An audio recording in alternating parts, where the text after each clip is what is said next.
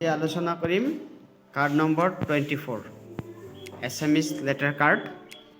24 number card যে প্ৰথমতে কি কি আখৰ আছে এইখিনি চাই লওঁ ক্ষিয় তইচিকাৰেতি দন্ত্য হ ব্ৰি হ বেজেন্তৰ বৰ্গজ উকাৰ জু উঙা ৰা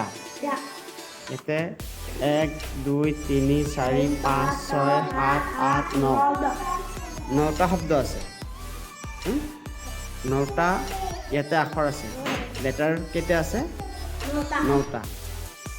ইয়াতে আমি কি কি হ'ব এটা চোৱা বৃহৎ বৃহৎ জুঙা কি হ'ব জুঙা বৃক্ষ বৃক্ষ বৃক্ষ মানে গছ হয়নে তাৰপিছত হত হত হত হত ক্ষিয় তইচিকাৰেতি দন্ত্য হ বাৰেব্ৰী ব যোগ ৰি এইটো চোৱা ইয়াতে ব্যঞ্জন বৰ্ণ আৰু স্বৰবৰ্ণ স্বৰচিহ্ন আছে ব যোগ ৰি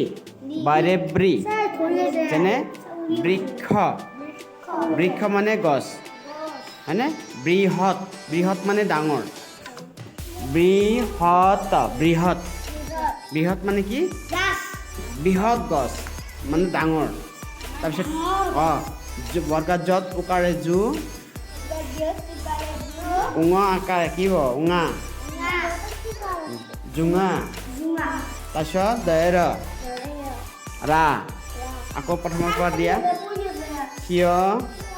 তইচিকাৰেতি দন্ত্য হ বাৰেব্ৰী হ বেজেন্তৰ জু উঙা ৰা পাৰিবানে এতিয়া মাতিবলৈ ৰা উঙ আকাৰ কি হ'ব উঙা জু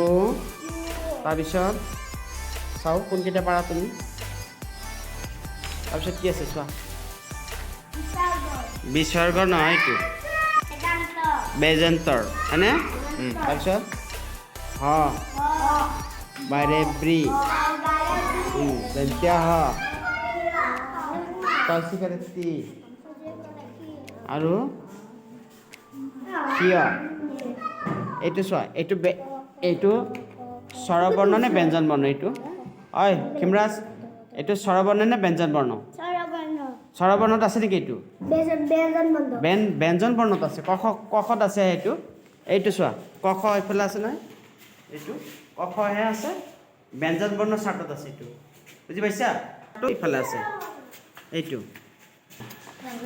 এতিয়া কাৰ্ডখিনি যেতিয়া তোমালোকে ভালকৈ মাতিব পাৰিবা তেতিয়াহে গোটেইখিনি সম্পূৰ্ণ হ'ব কাৰ্ডত যিকেইটা স্বৰবৰ্ণ স্বৰচিহ্ন আৰু ব্যঞ্জন চিহ্ন একলগত কৰা আছে যেতিয়া পাৰিবা তেতিয়া তোমালোকে শব্দ গঠন কৰিব পাৰিবা নতুন নতুন শব্দ যেনেকৈ চোৱা মোৰ তাত দিয়াচোন এইখন এইটো এইফালে চোৱা খ তইচিকাৰেতি খতি তাৰপিছত হত হত তাৰপিছত জুঙা জুঙা বৃহৎ বৃহৎ হয়নে বি গতিকে এনেকুৱাকৈ যেতিয়া আমি ব্যঞ্জন বৰ্ণ স্বৰচিহ্ন সৈতে যেতিয়া পঢ়িবলৈ পাৰিম তেতিয়া আমি গোটেইখিনি ভালকৈ শব্দ গঠন কৰিব পাৰিম হ'ব ভালকৈ পঢ়িবা ব্যঞ্জন বৰ্ণ আৰু স্বৰবৰ্ণবিলাক ঠিক আছে দিয়া বহাগত